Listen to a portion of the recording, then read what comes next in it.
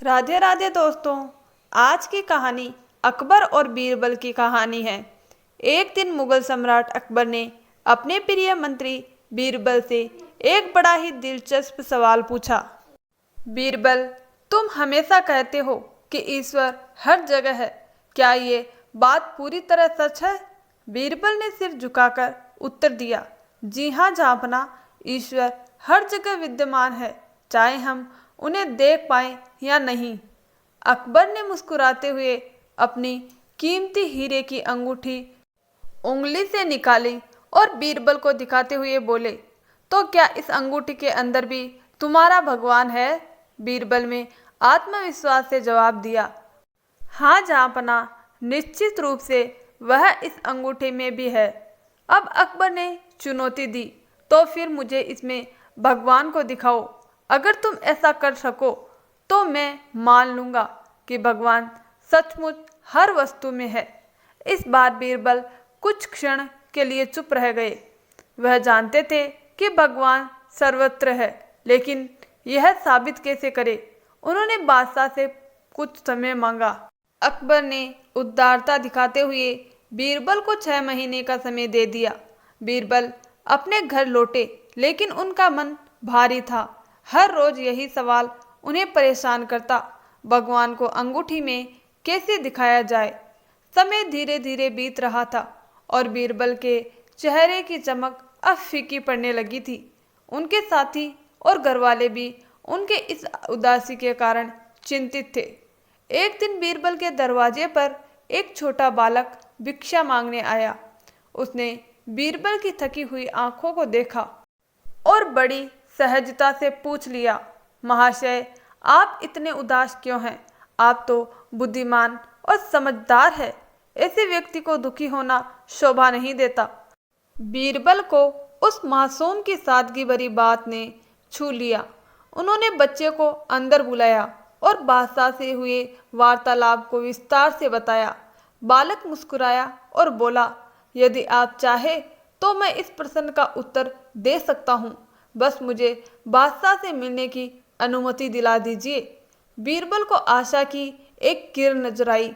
अगले दिन उन्होंने बालक को दरबार में ले जाकर अकबर से कहा, जहाँपना, यह बालक आपके प्रश्न का उत्तर देने को तैयार है।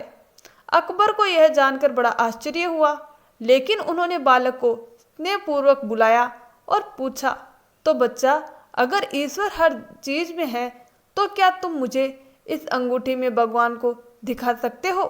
बालक ने हाथ जोड़कर उत्तर दिया, जी हाँ, मैं उत्तर दूंगा, पर मुझे पहले थोड़ी प्यास लगी है। क्या मुझे एक गिलास लस्सी मिल सकती है? अकबर ने तुरंत लस्सी मंगवाई। बालक ने लस्सी को पिया और फिर बोला, जहाँपना, ये लस्सी तो ठीक है, लेकिन इसमें मक्खन नहीं है। मुझे मक्खन वाली लस्सी चाहिए थी।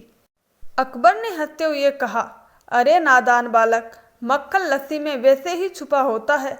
उसे पाने के लिए लस्सी को मंथना पड़ता है। बिना मत्थे मक्खन कैसे निकलेगा? बालक ने मुस्कुराकर सिर झुकाया और बोला, बिल्कुल ठीक कहा जहाँपना। जैसे मक्खन लस्सी में छुपा होता है, उसे बाहर लाने के लिए विशेष प्रक्रिया की आवश्यकता होती है, वैसे ही भगवान हर वस्तु में है, लेकिन उन्हें देखने के लिए हमें अपने मन, बुद्धि और आत्मा को मंथना पड़ता है। सिर्फ बाहरी आंखों से ईश्वर को देखना संभव नहीं। सन्नाटा छा गया। दरबार में बैठे सारे लोग यह सुनकर स्तब्ध रह गए। बादशाह खुद कुछ क्षणों तक चुप रहे। फिर उन्होंने हंसते हुए कहा, बच्चे, तुम तो बड़े ज्ञानी निकले। अकबर ने पूछा, अच्छा ये बताओ, तुम्हारा ईश्वर आखिर करता क्या है? बालक ने फिर जवाब दिया, जहाँपना, वह शक्ति देता है, चेतना देता है, वही हमारी सोच को दिशा देता है, हमारे शरीर को चलाता है। जीवन और मृत्यु दोनों उसी की देन है। हम तो केवल उस अदृश्य शक्ति की कठपुतलियां हैं। बादशाह अकबर ने अपने राजसी सिंहासन पर बैठे बैठे एक साधारण बालक के मुख से जीवन का गूढ़ सत्य सुन लिया था। वह बहुत प्रभावित हुए और बालक को इनाम में ढेर सारा धन दिया।